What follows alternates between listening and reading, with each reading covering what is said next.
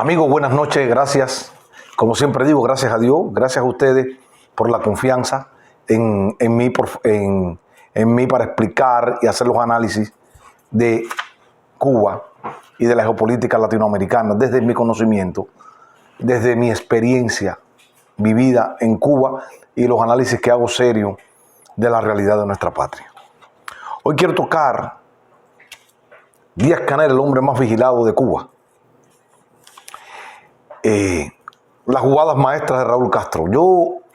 Cuando los que me han seguido en este canal han visto que a principio yo hice unos videos ante las elecciones de Cuba, ante el pase de gobierno, de que Raúl iba a quedarse solamente como primer secretario del partido.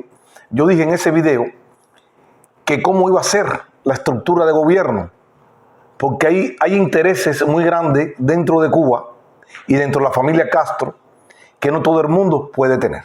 Y Raúl Castro hizo la jugada maestra. Y yo dije, ¿quién será el nuevo presidente del Consejo de Estado? Entonces, en esta cosa que Raúl Castro hace y la cúpula gobernante hace, dejan la Asamblea Nacional con 580 miembros, elige a Díaz-Canel de presidente. Ya eso estaba nombrado, Díaz-Canel estaba nombrado como presidente, ya designado por Raúl. Y el presidente del Consejo de Estado, Esteban Lazo. Ahora, cuando hacen las elecciones de presidente del Consejo de Estado, resulta que Esteban Lazo queda como presidente, pero de los 580 diputados que eligen a Esteban Lazo, solamente hay 2 que agarran el 100% de los 580 delegados votaron por él. Entonces, si 580 delegados votan por una persona, el total de la asamblea, ¿por qué Esteban Lazo con 579 salió como presidente del Consejo de Estado? Estas son cosas que hay que ir analizando muy bien. Esteban Lazo, de los 580 diputados, Esteban Lazo quedó con 579 votos. Un poquito mal pensado yo. Y cómo se maneja el poder en Cuba. Y cómo se maneja ese poder en Cuba, perverso y corrupto, que un solo hombre o una familia puede dirigir los destinos de una nación. La persona que más votos sacó fueron 2 personas que tenían derecho a ser los presidentes del Consejo de Estado de Cuba. ¿A quiénes fueron? A ver, vamos a buscarlos aquí. Con 580 votos a favor para el puesto, José Ángel Fernández Castañeda, estudiante de Derecho y presidente de la Federación de Estudiantes Universitarios.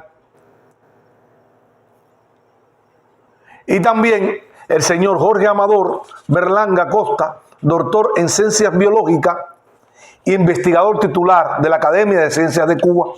Estos 2 personajes que acabo de mencionar fueron los que más votos sacaron en la Asamblea Nacional Cubana para el Consejo de Estado.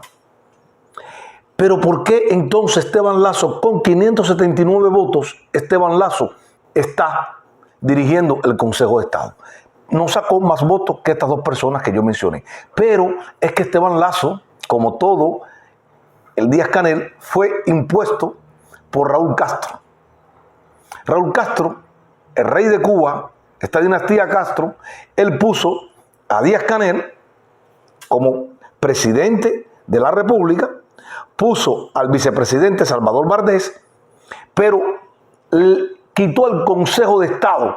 Anteriormente, y en ese video que yo hice, yo dije, Esteban Lazo puede ser que se quede como presidente del Consejo de Estado. Y efectivamente, Esteban Lazo es el que se queda al frente del Consejo de Estado. Y Raúl hizo un movimiento estratégico muy importante. Raúl Castro ese movimiento lo quiso hacer para disminuir el poder en un solo hombre. Para no darle poder a un solo hombre, como ostentaba él y Fidel Castro por muchos años. Recordemos que en el 1975 Fidel Castro pasa a ser primer secretario del partido, ya era el primer secretario del Partido Comunista, Raúl el segundo secretario, pero en el 75, con la nueva constitución cubana, Fidel Castro pasa a ser el presidente del Consejo de Estado y de Gobierno de Cuba. Raúl Castro pasa a ser el vicepresidente primero y del Consejo de Estado y del Consejo de Ministros y segundo secretario del Partido Comunista de Cuba. El poder absoluto en dos hombres solamente en todo el país. Ya cuando Raúl Castro va a dejar el poder, que ustedes se recuerdan que era para la fecha de febrero, pero lo aplazó, sucede que Raúl Castro tenía que hacer los movimientos estratégicos y dar unos pasos muy importantes y dejar su estructura bien consolidada. La estructura que puede salvaguardar los intereses de él y su familia.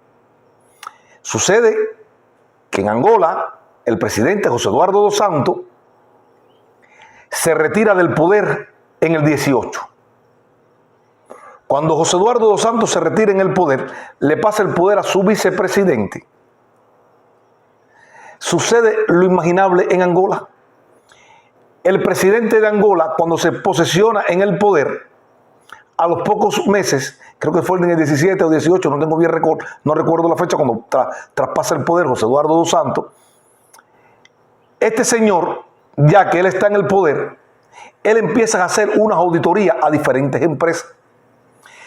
De la empresa más importante de Angola era Senagol, la petrolera angolana. Esta petrolera angolana era manejada por la hija de José Eduardo dos Santos, Ana Paula dos Santos, la mujer más poderosa y más rica del África. Cuando este señor llega, por quejas ya de las mismas personas del gobierno, de un grupo de militares, que la corrupción que había en Senagol, en otras compañías que manejaba también ahora el hijo de José Eduardo dos Santos, en empresas inmobiliarias, en empresas telefónicas. Esto, conjuntamente con lo que pasó en Ecuador, que Correa deja a su mejor carta al señor Lenín Moreno, su vicepresidente, lo deja en el poder.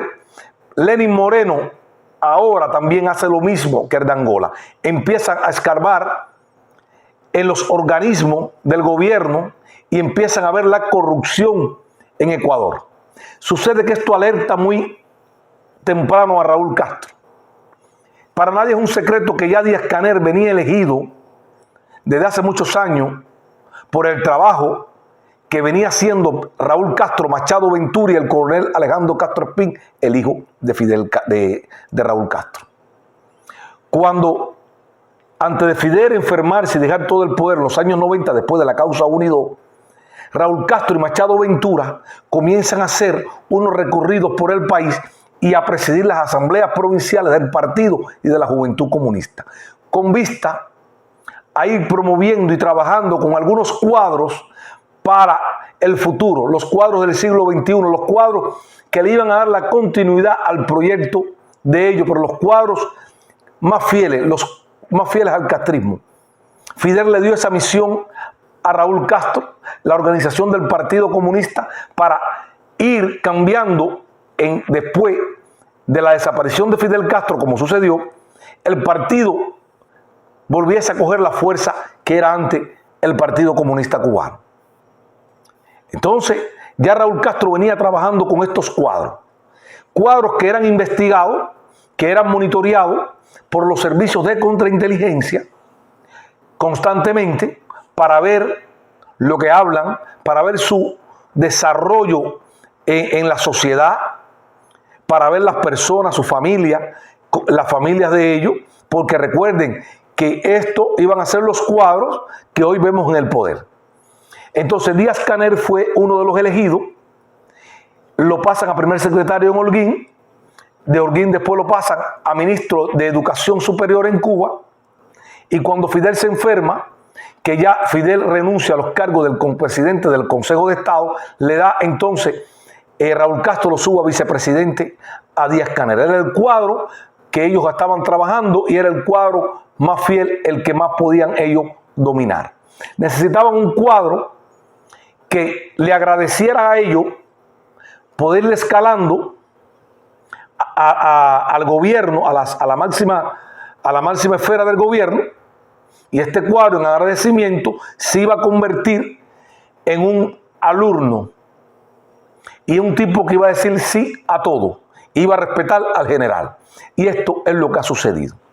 Hoy Raúl Castro está como primer secretario del Partido Comunista de Cuba, que ese es el verdadero cargo que hay que manda en Cuba, es el verdadero cargo que hay que seguir. Según Raúl Castro, después de la Asamblea Nacional, él dice que Díaz-Canel puede ser, fíjense, el primer secretario Díaz-Canel puede postularse después de 10 años en el poder, porque ya lo decidió el general, ya lo decidió el rey de Cuba. Recuerden, esto es una dinastía, una familia que tiene mucho poder, una familia que son los dueños de toda la economía y la política del país. Muy astutamente, Raúl Castro hace las jugadas maestras. Vamos a ir un poquito hacia atrás. Yo quiero explicar. Raúl Castro, después de la causa 1 y 2, la causa de General Ochoa y la causa del Ministerio del Interior, ya él se apodera del Ministerio del Interior y empieza a promover los cuadros en el país. Recordemos que cuando Cuba entra en la etapa del periodo especial, después del Ochoa, la causa de Ochoa y Abrante, Cuba entra en ese periodo que Fidel le llama el periodo especial. Pero, si nos damos cuenta, Raúl Castro empieza a mover los hilos del poder. Ya Raúl Castro tiene en el Ministerio del Interior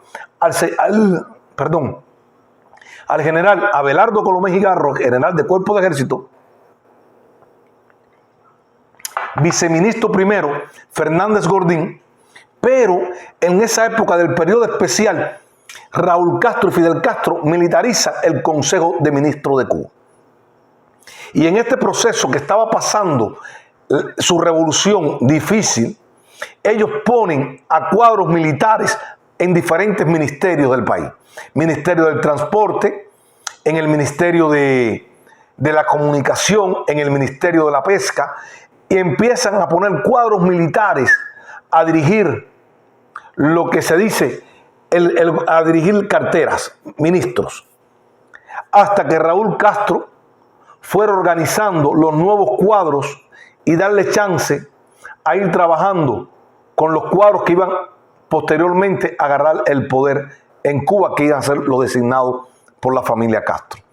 Pero tenemos que ir hacia los años 90 y dense cuenta quiénes fueron los ministerios que tuvieron presencia militar.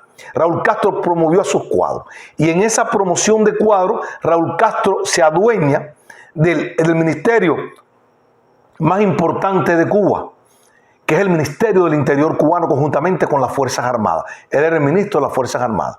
Pero ya cuando él pasa a presidente, él deja entonces de ministro a Leopoldo Sintafría. Pero ya él tiene al Furri, a Abelardo Colomé y a Fernández Gordín. Fernández Gordín venía de la contrainteligencia militar de las Fuerzas Armadas.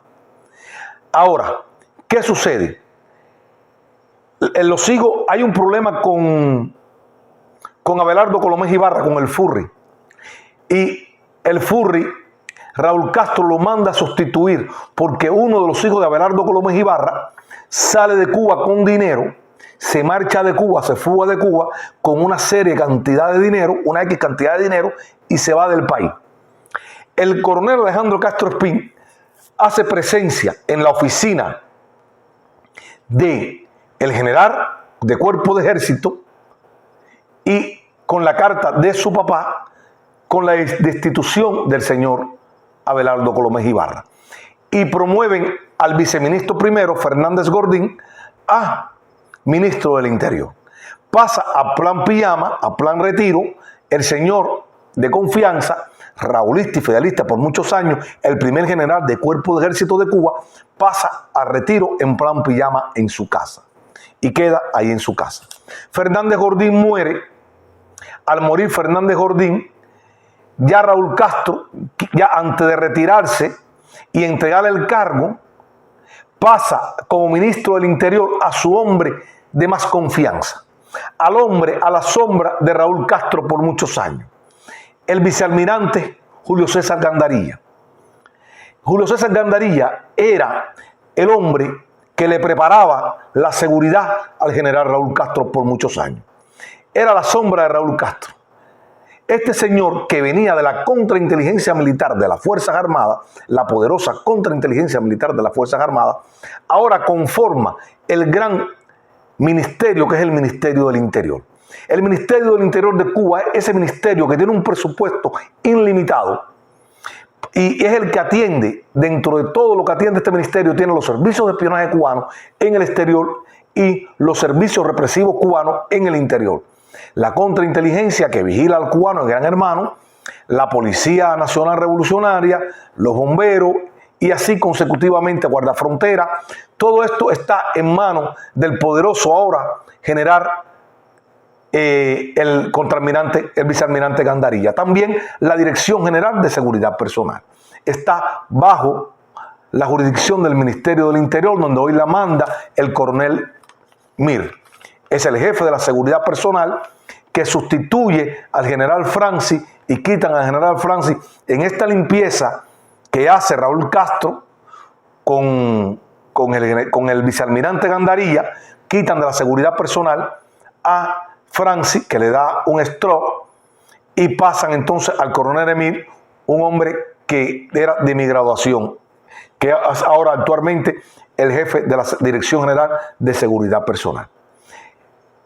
Ya este circo en la Asamblea Nacional elige a Díaz-Canel, los diputados eligen a Díaz-Canel como presidente del país.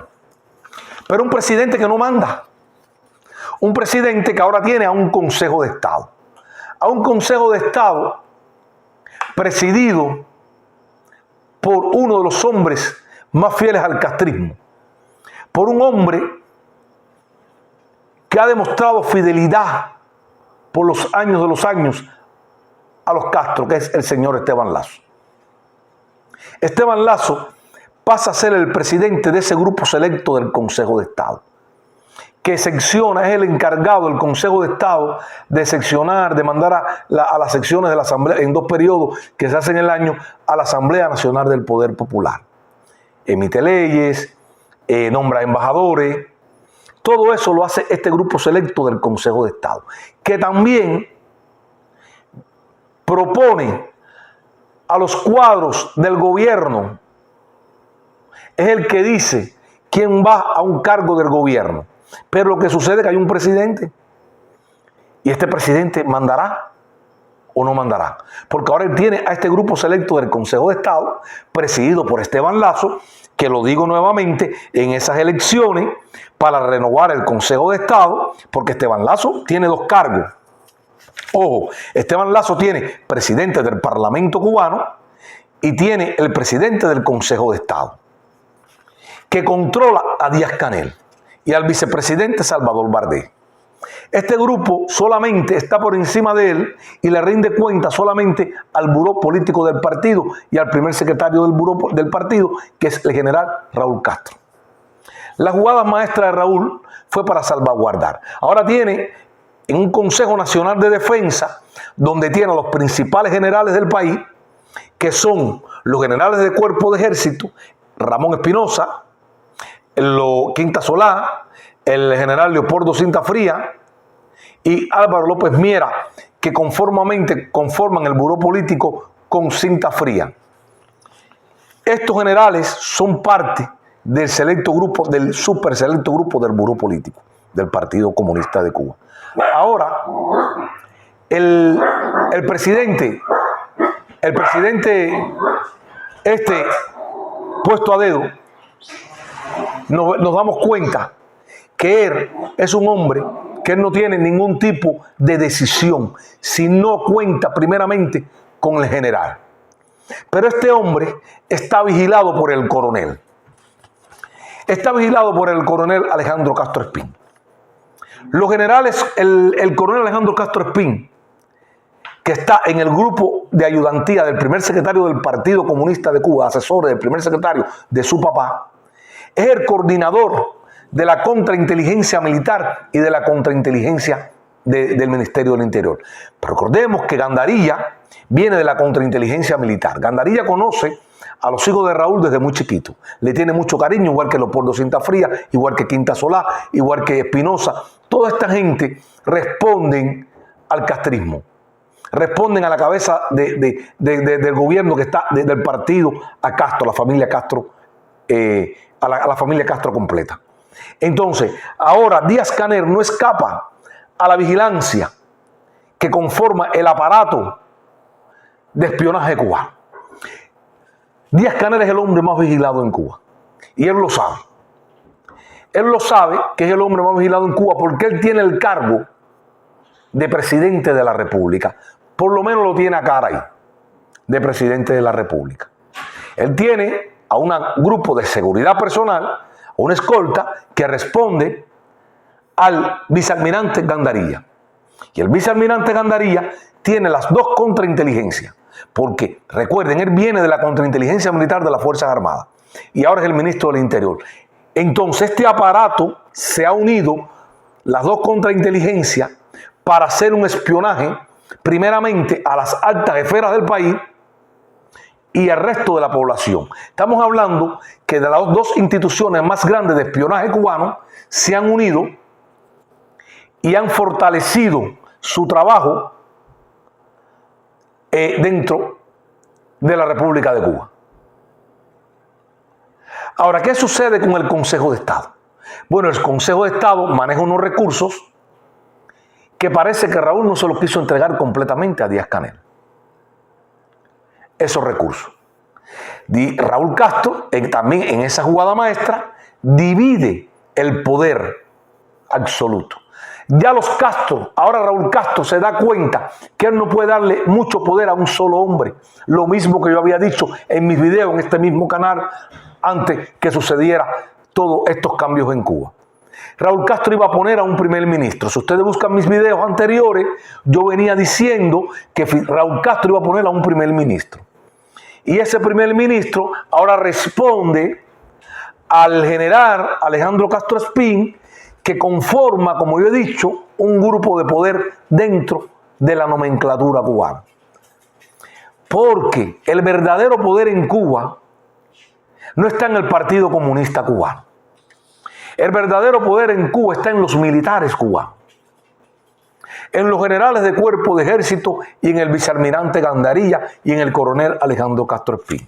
Ojo, señores, yo siempre he dicho que el elegido es el coronel Alejandro Castro Espín. Cuando tú ves y hacemos análisis, porque hay que ver lo que sucede en Cuba, hay que verlo con lupa. ¿Quién es la vocera de la dictadura? ¿Quién es la mujer que habla con la prensa extranjera? ¿Quién es la mujer que va a España, que va a Europa, hace declaraciones, recibe a visitantes de diferentes países, de diferentes sectores de la sociedad capitalista? Es la señora Mariela Castro, la hija de Raúl Castro.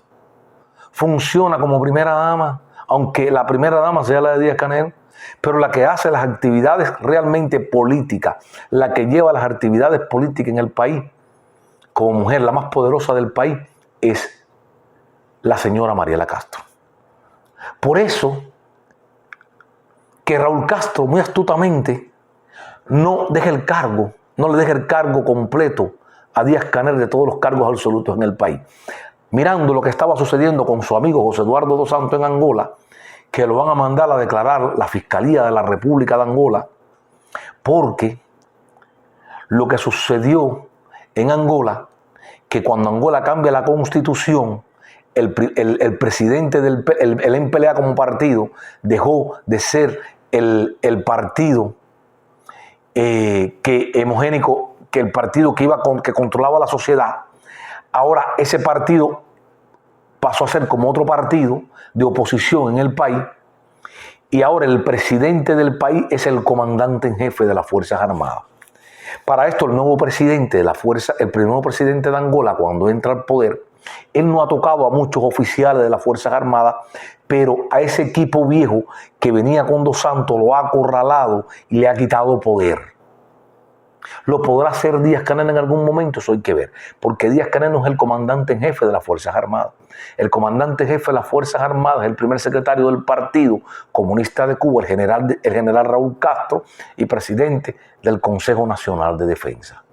Amigos, las cosas que pasan en Cuba y que suceden en Cuba no son casualidades. Cada cosa, cada paso que da el castrismo, cada paso que dan estas personas ahí en la nomenclatura cubana es para ellos tener mucho más control. Recordemos que se está jugando dentro de la política cubana, se está jugando